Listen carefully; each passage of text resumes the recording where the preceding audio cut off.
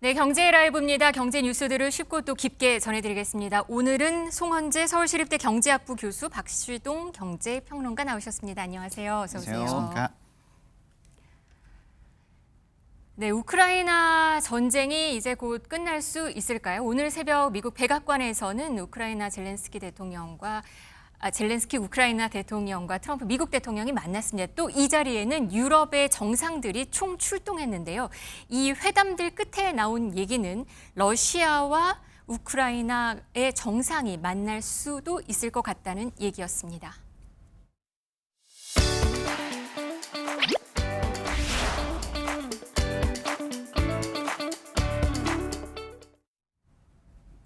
네, 러시아와 우크라이나는 지금 전쟁이 4년째 진행 중입니다. 만약에 양 정상이 만난다면 크게 큰 중대 분수령이 될 것으로 보이는데요.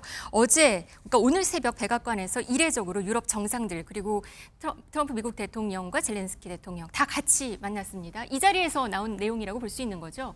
네, 이번에는 사실은 이제 본 게임을 앞둔 마지막 예고편이라고 할까요? 네. 실제 본 게임은 이제 전쟁 당사자인 우크라이나와 러시아 두 정상 간의 만남이 아니겠습니까?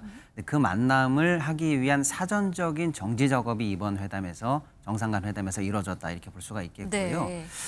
물론 남은 쟁점은 있습니다. 우크라이나가 원하는 어떤 집단 안보 체제 이런 것들이 보장이 되느냐 남아 있고 러시아는 현재 우크라이나를 점령하고 있는 영토를 인정해줘라라고 하는 아주 크리티컬한 쟁점은 남아 있습니다만 그 마지막 쟁점을 앞두고 이제 그 유럽의 다른 나라들이 이제 공동으로 이런 결정에 대해서 지지하거나 사전적으로 양해한다라는 형식을 거춘 이번 회담이 있었고 중요한 것은 어느 정도 유럽 정상 간에도 뭐 확실하진 않습니다만 포괄적인 동의나 묵인이 좀 있었던 것 같습니다. 이에 따라서 중요한 것은 2주 이내 이제 본 게임이죠. 러시아와 우크라이나 정상 간의 회담이 현재로서는 치러질 것으로 거의 확정적으로 보도가 나오고 있고요. 지금 2주 안에 할 것이다라는 내용이 나오는 거죠. 그러니까 그렇습니다. 8월 말 전에 우크라이나 정상 푸틴 러시아 대통령 같이 만날 수 있다는 거네요. 그렇습니다. 네. 전쟁 발발 이후에 사실 처음이거든요. 그래서 2자 회담을 먼저 하고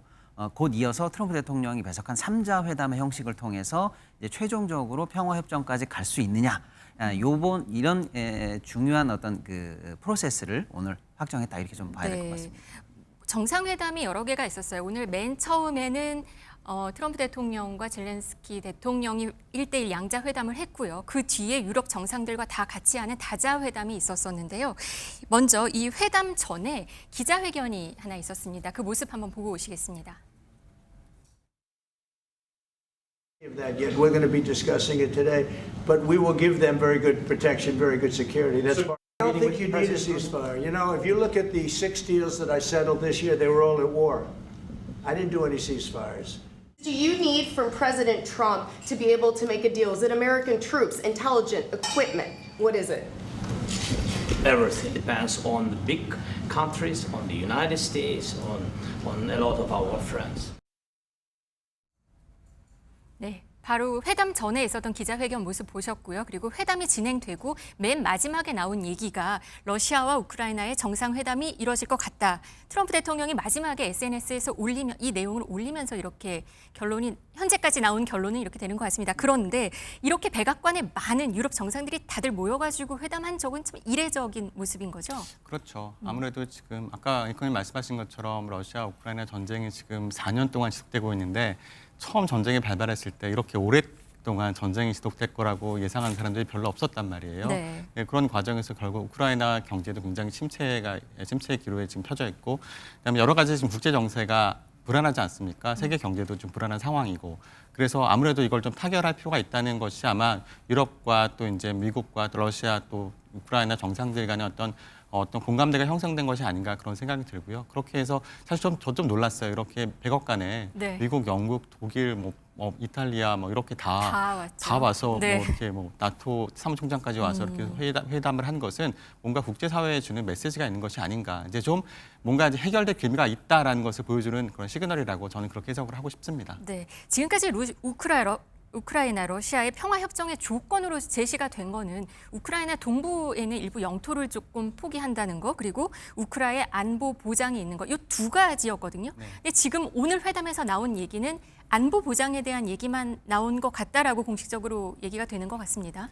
네, 아무래도 안보 보장에 대한 얘기하면서 아마 우크라이나는 처음부터 나토 가입을 원했잖아요. 근데 러시아가 그것을 반대하면서 전쟁이 발발이 된 것이고, 네. 그러니까 나토에 가입은 안 하지만 그렇지만 나토의 회원국에 준하는 조치를 나토에서 취할 수 있다. 따라서 만약에 우크라이나 제3국이 만약에 침략을 하게 되면 나토 회원국이 우크라이나를 지원할 수 있다. 이런 게 집단 안보 보장에 대해서 아무래도 그 러시아에서 용인한 것이 용인했지 않나라는 그 관측이 있는 것이고요. 네. 그다음 영토에 대한 문제는 얘기 안 할 수 없을 거예요. 지금 근데 영토에 대해서 사실 우크라이나 쪽에서 쉽게 합의에 이르기가 굉장히 어렵죠. 왜냐하면 지금 러시아가 지금 지배하고 있는 실질적으로 지배하고 있는 전쟁을 통해서 확보한 면적과 그다음에 러시아에서 일부 북부 지역에 대해서 점령하고 있는 지역을 양보하겠다고 한 지역의 면적 크기가 14배 정도 된대요. 네. 따라서 우크라이나 국민들이 이것을 용인할 수 있을까에 대해서 아마 내부적으로 젤렌스키 대통령의 가장 큰 고민거리가 아닌가 그렇게 생각이 듭니다. 그래도 오늘 분위기가 좋았던 건 지금 화면에 나오는 나토 조약 5조 이 내용이 좀 있는 것 같습니다. 다시 한번 보실게요.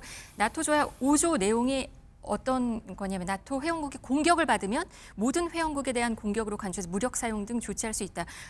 이거에 준하는 뭔가가 있었다고 지금 예상이 되는 거죠, 그러니까? 그렇죠. 그러니까 지금 우리가 한미 동맹, 한일 동맹 얘기할 때 또 미일 동맹 얘기하고 동맹이라는 개념이 딱 그 얘기거든요. 그러니까 다른 나라지만 그 나라를 우리나라와 같이 간주하겠다. 그 나라에 침략했을 때 우리나라를 침략한 것으로 인지하고 우리가 전쟁에 개입하겠다 이런 뜻이거든요.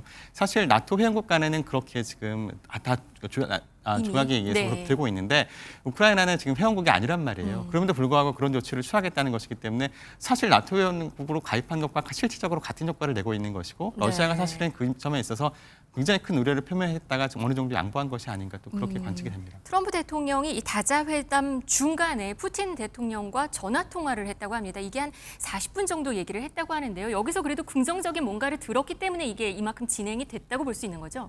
네, 맞습니다. 이제 쟁점은 우크라이나 입장에서는 나토 방식이 아니고 나토식 안전보장을 예. 받을 것이냐고 러시아 입장에서는 확실한 영토를 이제 보장받는 이런 방식의 딜이 이제 마지막 쟁점으로 남았거든요. 네. 그럼 그 마지막 딜만을 남겨놓고 이자 회담이 이어져도 되겠느냐라는 게 이제 유럽 정상들 간에 어느 정도 동의가 됐는데 네. 우리가 동의해봤자 결국에는 우크라이나, 러시아 두 정상이 만날 수가 있는 거냐라는 게 이제 궁금했던 거예요. 그래서 네. 정상 간 회담 중에 트럼프 대통령이 직접 푸틴 대통령과 통화를 해서 이 정도 상황이면 2주 후에 정상회담 하겠느냐라는 의향을 물어본 것 같습니다. 그에 네. 대해서 트럼프 대통령이 예스 사인을 줬고 그에 따라서는 유럽 정상들이 그 정도면 됐다라고 해서 현재까지 이렇게 회담이 흘러온 걸로 보입니다. 네.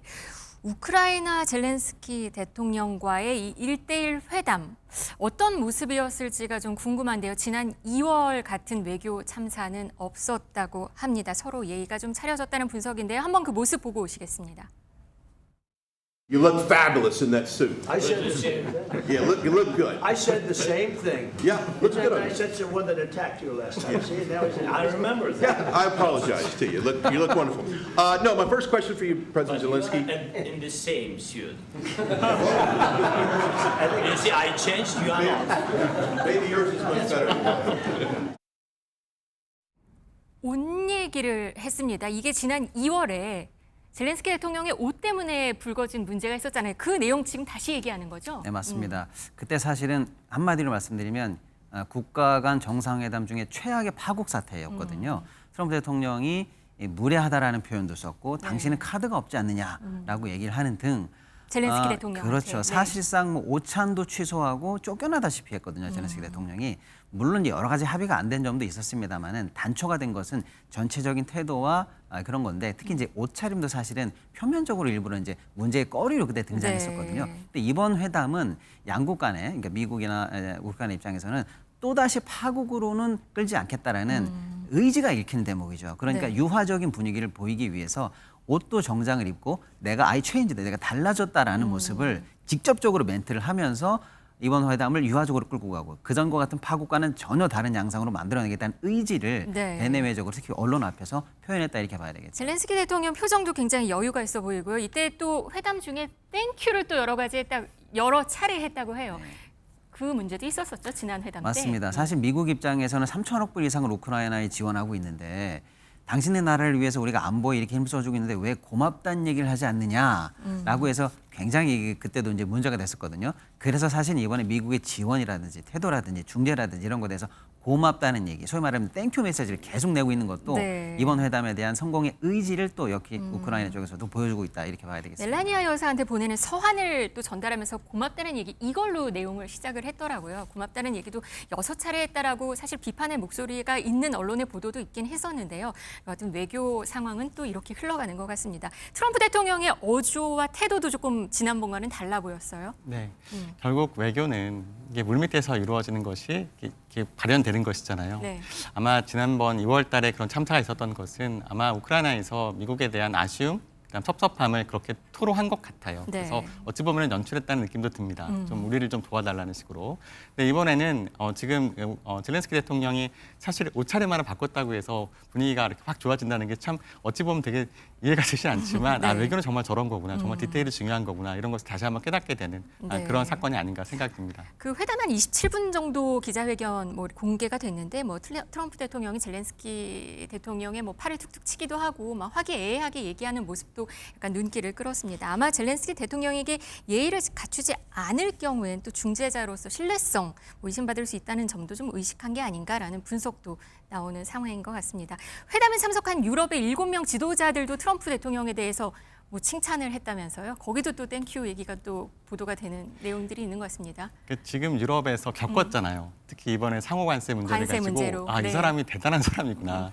말로만 하는 게 아니고 실제로 행동을 하는 사람이구나를 겪었기 때문에 아마 그 트럼프 대통령이 후보 시절에 그랬었어요. 내가 대통령이 당선이 되면 하루 만에 전쟁을 종식시킬 수 있다. 이렇게 큰 소리를 쳤단 말이에요. 네. 근데 물론 이제 외교적 수사일 수도 있지만 아, 그런데 진짜 뭔가 하겠구나 하면서 우리에게도 영향이 있을 수 있겠구나 뭐 이런 것들에 대해서 아마도 그 얘기를 했을 겁니다. 지금 그러니까 우크라이나에 대한 안보를 보장하면서 사실 나토가 그럼 안보를 보장하라는 얘기잖아요. 네. 그 얘기는 결국 나토에서 국방비를 많이 지원하라는 뜻이거든요. 따라서 유럽의 안보에 대해서 유럽이 좀 책임지라는 그런 메시지도 있었단 말이죠. 그러니까 이에 대해서 그럼 트럼프와 또 협상을 해야 되잖아요. 그러니까 나토는 미국이 도와줘야 한단 말이죠. 그러니까 미국의 군사적 협조를 받아야 되기 때문에 아마도 전략적으로 그렇게 땡큐 메시지를 보낸 것이 아닌가 그렇게 생각이 듭니다. 네, 여기서 트럼프는 또 철저한 비즈니스맨으로 알려져 있는데요.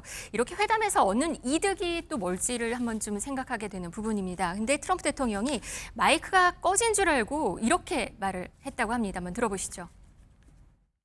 I think he wants to make a deal for me. You understand? As crazy as it sounds. 푸틴이 나를 위해 협상한다고 생각하는 이건 무슨 말인가요?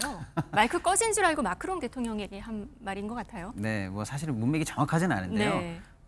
푸틴이 협상을 원한다. 그는 여기서 나는 이제 트럼프 대통령인데 나를 위해서도 협상한다. 말도 안 되는 소리 같지만 무슨 말인지 알겠죠? 이렇게 이제 얘기했단 말이에요. 네. 근데 사실 마이크 꺼진 줄 알고 이런 약간의 해프닝이랄까 이런 게 몇 번 있었어요 트럼프 네, 대통령이. 네. 어떤 거는 일부러 그런 것 같기도 하고 아. 어떤 건 아닌 것 같기도 한데 네. 이번 맥락에서의 핵심은 푸틴이 협상을 원한다. 이 단어를 전 세계에 사실은 흘렸다. 이제 그렇게 볼 수가 있겠습니다. 네, 푸틴이 원한다. 네. 왜? 어떻게 네, 해서 푸틴 입장에서는 이제 여기서 말하는 나를 위해서 협상해 준다고 생각하는 것 같아라고 하면서 무슨 말인지 이해가 안 되지만 뭔 말인지 알겠죠? 이렇게 얘기했는데 네. 이게 이 맥락이 전체적으로 보면 잘 이해가 안 되는 말이긴 합니다. 네. 배워서니까. 근데 핵심은 푸틴이 협상을 원한다. 그리고 그게 이제 푸틴 입장에서는 나를 위해서 해준다 이런 얘기처럼 나를 위한다면 예. 트럼프 대통령이 얻을 수 있는 게 뭐길래 이런 얘기를 하는 걸까요? 그래서 뭐 이제 이번 회담. 외교적으로나 지정학적으로나 볼 얘기는 많습니다만 뭐 경제적으로 보면 사실 미국이 지금까지 우크라이나에 한 3천억 불 이상의 지원을 계속해주고 있거든요. 네. 미국이 지금 사상 최고치의 재정 적자를 구가하고 있단 말이에요. 그래서 무리한 이제 지원을 멈출 수만 있어도 미국 입장에서는 한숨 돌릴 수 있는 재정적으로요. 그런 어떤 그 경제적인 속셈도 좀 있는 것 같고요. 사실 작년부터 쭉 나왔던 게 우크라이나에 요구했던 게 우리가 당신들 이렇게 도와주고 있으니까 경제적으로도 보답을 해야 된다라고 하면서 희토류라든지 이런 자원을 내놔라 이런 얘기를 그동안 많이 했었거든요. 네. 이제 종전이 되고 나면은 전후 재건 사업의 어떤 이니셔티브를 잡고 그동안 들어갔던 거에 대해서 자원이라든지 자원 개발에 관한 수익이라든지 이런 걸 통해서 아마 미국도 어느 정도는 경제적 벌충을 할 수 있지 않냐 이런 속셈도 조금 갖고 있는 것 같습니다. 노벨상 얘기는 뭔가요? 노벨상을 많이 원해서 이번 회담을 꼭 그리고 종전까지 이끌어내려고 노력할 것이다라는 전망들이 있거든요. 만약에 이렇게 해서 종전이 되면 사실은 그 공이 누구한테 가겠습니까? 트럼프 대통령에게 많은 공이 갈 거고 그러면 아무래도 노벨위원회에서 노벨 평화상 선정할 때 고려하지 않을 수 없겠죠. 근데 이제 이것은 그러니까 트럼프 대통령이 개인적으로 노벨상을 바라는 것도 물론 요만큼 있을 것 같긴 해요. 근데 네. 그것보다는 상징적인 의미인 것 같습니다. 미국이 정말 위대하다라는 것을 전 세계에 알리는 하나의 효과가 있을 것 같다는 생각이 들고요. 경제적인 측면으로도 지금 미국이 계속 국제 어떤 경찰 역할을 하고 있잖아요. 네. 근데 거기에 대해서 많은 우방들이 미국의 도움을 받고 있지만 실제로 방위비 부담을 별로 하지 않는다. 이걸 늘 강조해 왔었어요. 그래서 이번에 아무래도 이런 과정에서 미국이 나서서 이거 봐라. 우리가 이렇게 하고 있다. 우리가 이렇게 많이 애쓰고 비용을 지불하고 있으니까 경제적인 측면에서 그러면 관세를 통해서 그러면 유럽이나 다른 우방 국가에서도 미국에 그 대가를 지불하라. 이런 메시지가 같이 혼합된 것이 아닌가 그렇게 보여집니다. 네, 오늘 회담까지 분위기가 좋게 흘러갔는데 우크라이나 입장에서는 영토를 포기해야 되는 상황이 올 수도 있으니까 과연 협상 테이블에 가더라도 이게 잘 이루어질 수 있을지 입장차가 워낙 커서 합의가 이루어질 수 있을지 장담하기는 좀 쉽지 않은 상황입니다. 만약에 두 정상이 평화에 합의하고 트럼프 대통령이 전쟁의 종식을 성공적으로 끝낸다면 어쩌면 자랑이었 중재 외교 중에 최적의 치적으로 될 수도 있을 것 같습니다.